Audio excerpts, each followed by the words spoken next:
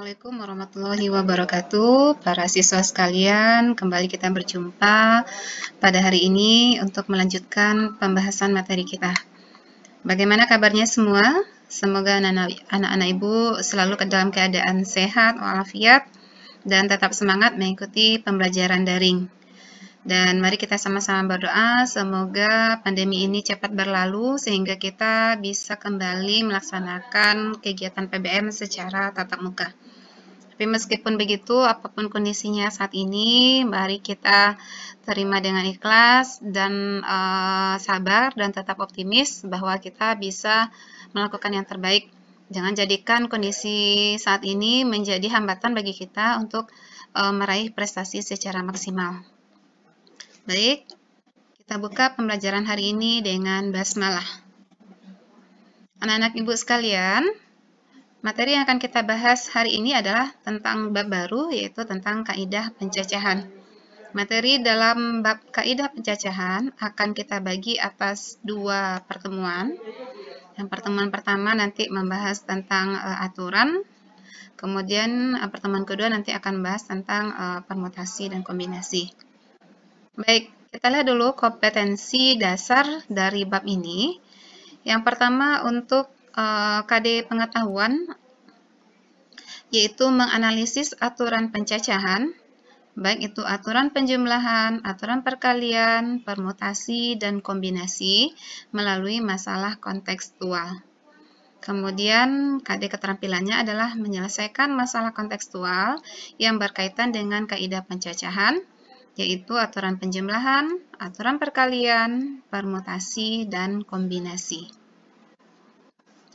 Baik, tujuan pembelajaran kita hari ini adalah yang pertama, kamu bisa menelaah masalah kontekstual tentang aturan penjumlahan dan aturan perkalian, kemudian menelaah masalah kontekstual tentang permutasi dan kombinasi. Oke, kita lihat tentang flowchart-nya atau peta konsep dari pembahasan kita hari ini, yaitu tentang kaidah pencacahan. Yang akan kita bahas adalah aturan penjumlahan, aturan perkalian, dan aturan pengisian tempat atau pengisian tempat. Kita lihat yang pertama tentang aturan penjumlahan. Kita lihat dulu keterangannya. Apabila suatu peristiwa terdiri dari n tahap, di mana masing-masing tahapnya itu saling lepas atau tidak berhubungan, di mana peristiwa pertama dapat dilakukan dengan R1 cara, peristiwa kedua dapat dilakukan dengan R2 cara, dan seterusnya sehingga peristiwa Kn dapat dilakukan dengan Rn cara. Maka, banyak cara untuk N peristiwa adalah R1 tambah R2 tambah dan seterusnya sampai Rn. Aturan ini disebut dengan aturan penjumlahan. Di dalam soal, salah satu tanda bahwa soal tersebut menggunakan aturan penjumlahan adalah ditandai oleh kata-kata atau. Berikutnya, kita lihat contoh soal. Devino mempunyai 3 mobil, di mana mobil itu bermerek Mobilio, Jazz, dan Alphard. Kemudian mempunyai 2 motor dengan merek Kawasaki dan Yamaha. Suatu sore, Devino ingin bersantai berkeliling kota. Maka banyak pilihan kendaraan yang bisa digunakan Devino adalah. Jadi, jika Devino ingin menggunakan kendaraan, maka pilihannya adalah mobil atau motor. Ya.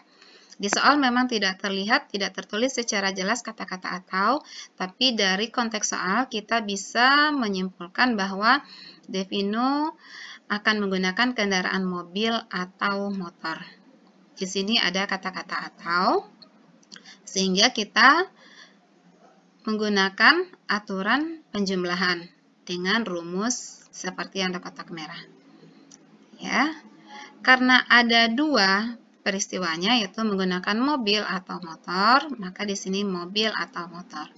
Berapa banyak pilihan untuk mobil? 3. Banyak pilihan untuk motor adalah 2. Maka banyak pilihan yang bisa digunakan Devino adalah 3 tambah 2. Sama dengan 5 cara. Jadi 3 adalah R1, 2 adalah R2. Jadi banyak pilihan kendaraan yang bisa digunakan Devino adalah 5 cara. Oke, yang mana yang 5-nya? Bisa menggunakan mobil Mobilio, mobil Jazz, mobil Alphard, atau motor Kawasaki, atau motor Yamaha. Jadi ada 5 pilihan. Sampai di situ paham? Oke, kita lanjut yang berikutnya. Aturan perkalian. Kita lihat keterangannya. Apabila suatu peristiwa dapat terjadi dengan R1 cara, dilanjutkan. Ya, dilanjutkan berarti ada tahapannya. Tahap pertama R1 cara dilanjutkan dengan peristiwa kedua yang dapat dilakukan dengan R2 cara, dilanjutkan lagi dengan peristiwa berikutnya sampai peristiwa ke-N yang terjadi dengan Rn cara. Maka banyak cara untuk N peristiwa adalah R1 kali R2 kali dan seterusnya sampai Rn. Aturan ini disebut dengan aturan perkalian. Di dalam soal, baik secara tertulis atau tersirat, itu ditandai oleh kata-kata dan. Oke, jadi perkalian menggunakan kata-kata dan. Oke, kita lihat contoh soal. Ivanka mempunyai 3 warna baju tunik, yaitu pink, krem, dan biru. Kemudian mempunyai 2 warna rok, yaitu hitam dan coklat. Banyak kombinasi warna baju dan rok yang dapat dipilih Ivanka adalah, di sini dituliskan secara tersurat, yaitu kata-kata dan. Jadi, Ivanka menggunakan baju dan rok. Ya. Apakah tidak bisa diganti dan dengan atau? Apakah baju atau rok? Tidak ya, jadi kita menggunakannya kalau kita berpakaian pasti baju dan rok. Sehingga ini termasuk ke dalam permasalahan yang menggunakan aturan perkalian. Menggunakan rumus yang di dalam kotak merah. Oke, kita lihat. Maka yang akan dipilih atau yang akan digunakan Ivanka adalah baju dan rok. Baju ada 3 pilihan, rok ada 2 pilihan, maka banyak pilihannya adalah 3 kali 2, sama dengan 6 cara. Jadi banyak kombinasi baju dan rok yang bisa dipilih Ivanka ada 6 pilihan.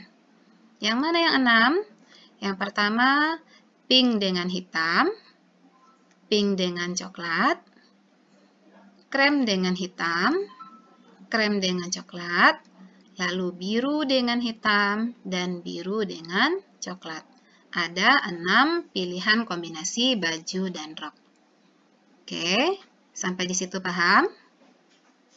Oke, baik. Kita lanjutkan yang berikutnya. Pengisian tempat. Untuk pengisian tempat, konsepnya adalah kita menyiapkan tempat sesuai dengan kebutuhan soal. Ya, kita menyiapkan tempat sesuai dengan kebutuhan soal. Angka yang diisikan di dalam tempat atau kotak yang kita sediakan adalah banyak kemungkinan.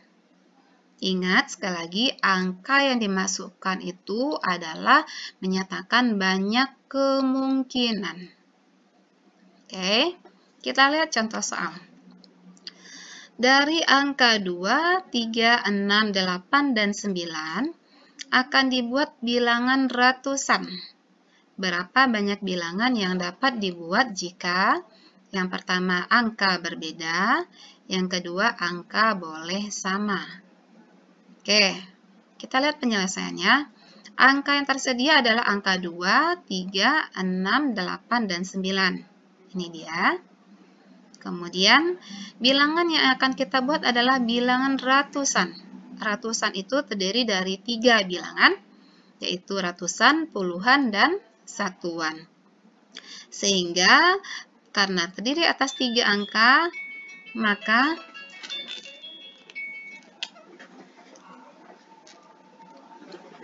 Maka kotak yang kita sediakan ada 3. Ratusan, puluhan, dan satuan. Oke, untuk yang pertama, angkanya boleh berbeda. Angkanya berbeda, ya. Jadi untuk angka berbeda, kita lihat dulu yang ratusan. Ada berapa kemungkinan atau ada berapa banyak kemungkinan yang bisa mengisi kotak pertama? Boleh angka 2? Oke, kita cek dulu. Boleh angka 2? Boleh. Angka 3? Boleh. Angka 6? Boleh. Angka 8? Angka 9? Boleh. Jadi, semua bilangan ini boleh menempati posisi angka pertama atau angka ratusan. Ada berapa banyak bilangan yang boleh? 1, 2, 3, 4, 5. Ada 5 kemungkinan. Jadi, banyak kemungkinan angka yang boleh menempati ini ada 5. Yang akan kita pilih tentu satu saja, tapi pilihannya ada 5. Yang ditulis di sini adalah 5 kemungkinan. Ya, bukan angka 5, tapi 5 kemungkinan. Kemudian, karena angkanya berbeda, artinya angka yang sudah kita pilih untuk tempat pertama tidak boleh lagi menempati tempat kedua. Sehingga, kalau di pertama tadi ada 5 pilihan, dari 5 akan pilih 1, kita pilih 1 untuk menempati angka ratusan, maka untuk angka puluhan hanya tersedia 4 pilihan saja. Karena 1 sudah dipakai untuk ratusan. Sini kita tuliskan 4 pilihan. Kemudian untuk satuan bagaimana? Angkanya tadi ada 5. 1 sudah dipakai di ratusan. 1 sudah pakai di puluhan. Maka untuk satuan yang tersisa hanya 3 pilihan. Ingat, 3 ini bukan angka 3, tapi adalah 3 pilihan. Pilihannya yang mana? Tergantung yang belum dipilih. Yang belum dipilih oleh ratusan dan puluhan. Jadi kita di sini tidak melihat angkanya berapa, tapi berapa banyak kemungkinan pilihannya untuk masing-masing kotak. Jadi, ini kenapa tadi 5? Karena semua angka berhak dipilih atau boleh dipilih untuk menempati ratusan. Kenapa di sini 4? Karena 1 sudah dipakai untuk ratusan. Oke, sehingga tersisa pilihannya 4. Kenapa di sini 3? Karena 2 sudah dipakai untuk masing-masing ratusan 1, puluhan 1. Sehingga satuannya hanya ada 3 pilihan. Jadi banyak pilihan yang tersedia adalah, atau banyak angka yang bisa kita buat adalah 60. 5 kali 4 kali 3, 60. Gitu ya. Oke, untuk yang B, angka boleh sama. Angka boleh sama berarti angka yang sama puluhan boleh. Angka yang kita pilih di puluhan boleh sama dengan ratusan, boleh sama dengan satuan. Ya. Jadi, untuk yang berbeda tadi misalnya 368, 923 dan seterusnya, ya. Jadi angka ratusan, puluhan dan satunya bukan angka yang sama, ini dia. Kemudian kalau angkanya sama bagaimana? Kalau angkanya sama, maka untuk ratusan ada 5 pilihan. Untuk puluhannya juga ada 5 pilihan karena angkanya boleh sama. Untuk satuannya juga ada 5 pilihan. Jadi banyaknya cara adalah 5 kali 5 kali 5 sama dengan 125. Apa contohnya angka yang boleh sama? Misalnya 266 atau 888 atau 939. Itu angkanya sama, ya. Jadi kalau kita telis satu-satu angka-angka seperti itu akan ada nanti angka sebanyak 125 buah. Oke, selanjutnya kita akan lihat contoh yang kedua. Dari angka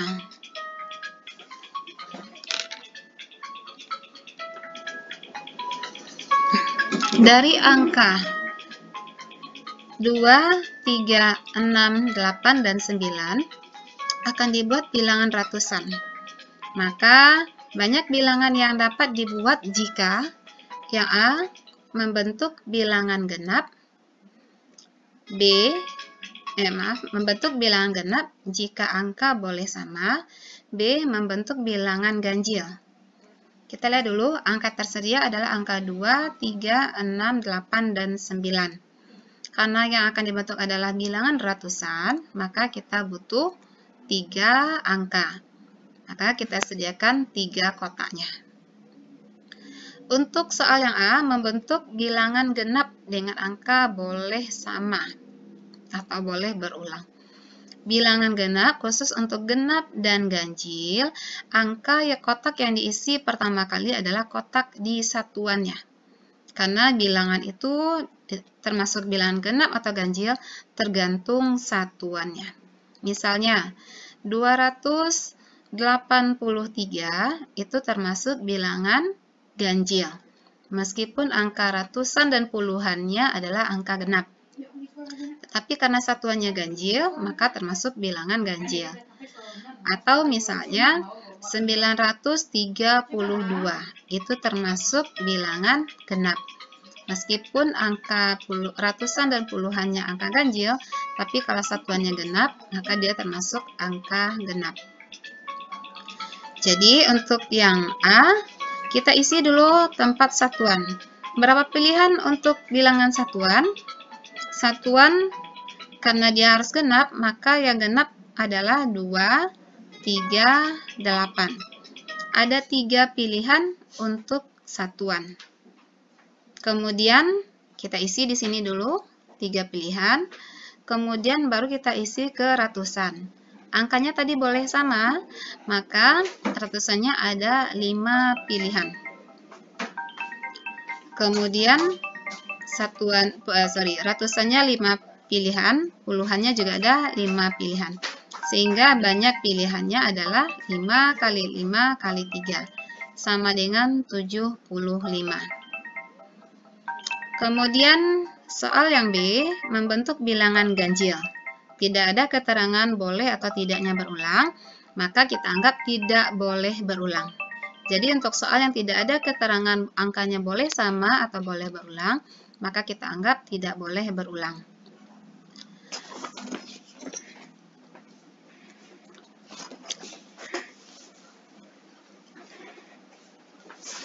Baik, kita lihat dulu.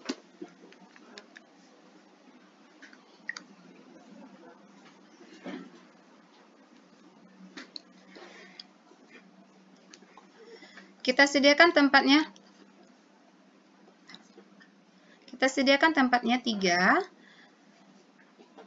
Kemudian kita isi bilangan satuannya. Karena dia yang diharapkan adalah ganjil, maka pilihannya hanya ada angka 3 atau angka 9. Jadi ada 2 pilihan, yaitu angka 3 dan angka 9. Ingat, yang ini bukan maksudnya angka 2, tapi 2 kemungkinan. Ya, 2 kemungkinan. Itu kemungkinannya angka 3 atau angka 9. Kemudian, salah satu dari angka 3 atau angka 9 pasti kita pilih untuk ditempatkan sebagai satuan. Maka, kotak berikutnya akan kita isi adalah ratusan. Di ratusan hanya ada 4 pilihan lagi. Kenapa 4? Karena dari 5 angka ini, salah satu dari angka 3 atau angka 9 sudah kita ambil untuk satuan. Sehingga untuk ratusannya hanya ada 4 pilihan. Untuk puluhannya ada 3 pilihan. Sehingga banyak angka yang bisa kita buat adalah 4 kali 3 kali 2. Sama dengan 24. Baik. Bisa dipahami? Oke, lanjut ke soal ketiga. Dari angka 2, 3, 6, 8, dan 9 akan dibuat bilangan ratusan. Berapa banyak bilangan yang dapat dibuat jika membentuk bilangan kurang dari 800, B membentuk bilangan yang lebih dari 800. Kita lihat penyelesaiannya, angka yang tersedia adalah angka 2, 3, 6, 8, dan 9. Bilangannya ratusan, sehingga kita harus menyediakan 3 kotak. Untuk A, bilangan membentuk bilangan yang kurang dari 800. Jika kita menginginkan bilangannya kurang dari 800, maka pilihan untuk ratusan, jadi yang kita isi adalah kotak yang bagian pertama ya, seperti biasa. Pilihan yang tersedia adalah angka 2, angka 3, dan 6. Kenapa tidak boleh 8? Kenapa tidak termasuk 8? Karena kalau ratusannya 8, berapapun angka kita tulis di sini, pasti dia akan lebih dari 800. Makanya 8 tidak termasuk dalam pilihan untuk ratusan.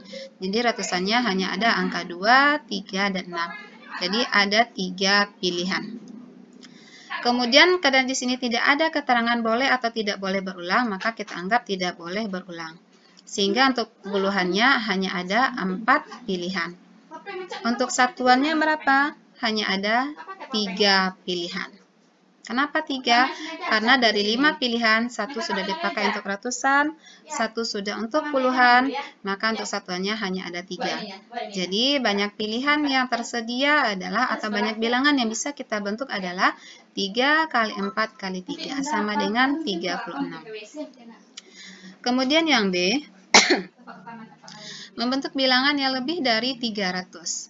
Lebih dari 300, maka pilihan yang mungkin untuk ratusan adalah angka 3, 6, 8, dan 9. Sehingga banyak pilihannya 4, kemudian puluhannya juga 4. Anda tahu kenapa? Karena 1 sudah dipilih untuk ratusan. Satuannya 3. Oke, jumlahkan. Jadi banyak bilangan yang lebih dari 300 yang bisa dibentuk dari angka-angka ini adalah sebanyak 4 kali 4 kali 3, sama dengan 48. Bisa dipahami ya? Oke, lanjut soal keempat.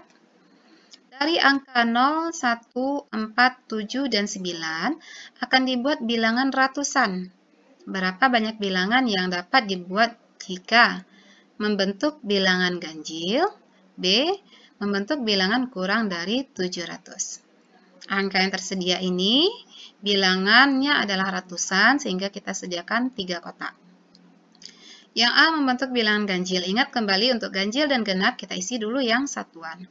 Yang mungkin untuk menempati satuan adalah angka 1, 7, dan 9. Jadi ada 3 pilihan. Kemudian baru ke ratusan. Ratusan adalah, jadi tidak ada keterangan boleh atau tidaknya berulang ya, maka kita anggap tidak boleh berulang. Maka ratusannya harusnya 4 ya. Jadi 1, 7, dan 9 akan kita pilih 1 untuk di sini, untuk satuan. Maka pilihan ratusannya harusnya 4. Tapi kenapa kita tulis di sini 3? Karena angka 0 tidak boleh menempati angka pertama. Kalau kita tulis 0, 1, 4 itu bukan ratusan, tetapi 14 puluhan. Jadi angka puluhan. Jadi angka 0 tidak boleh menempati angka pertama. Jadi banyak pilihannya adalah harusnya 4, tapi tidak termasuk 0, berarti pilihannya 3. Berarti 1 angka sudah di satuan, 1 angka sudah di ratusan, maka untuk puluhannya hanya ada tersisa 3 pilihan. Maka banyak bilangan yang bisa kita bentuk adalah 3 kali 3 kali 3, sama dengan 27. Yang B, membentuk bilangan kurang dari 700. Karena tidak ada keterangan, kita anggap angkanya tidak boleh berulang. Berarti yang kita tentukan dulu adalah banyak bilangan ratusannya. Pilihannya adalah yang kurang dari 7. Kurang dari 700 pilihannya harusnya 0, 1, 4. Tetapi tadi kita sudah mengetahui bahwa 0 tidak boleh menempati angka pertama. Ya. Jadi pilihannya hanya ada 1 dan 4. Jadi ada 2 pilihan. Kemudian puluhannya adalah 4. Banyak puluhannya adalah, banyak angka pilihan untuk puluhan adalah 4. Kemudian banyak pilihan untuk satuan adalah 3. Sehingga banyak bilangan yang bisa kita bentuk adalah 4, 2 kali 4 kali 3, sama dengan 24. Sampai di sini paham? Oke. Kita lanjut sedikit lagi tentang faktorial. Faktorial ini merupakan salah satu alat yang akan kita gunakan untuk menentukan banyaknya cara pada saat nanti kita membahas tentang kombinasi dan permutasi. Jadi, faktorial ini lambangnya seperti ini, atau kita kenal dengan nama tanda seru. Jadi, jika n adalah bilangan asli, maka n faktorial ditulis n tanda seru.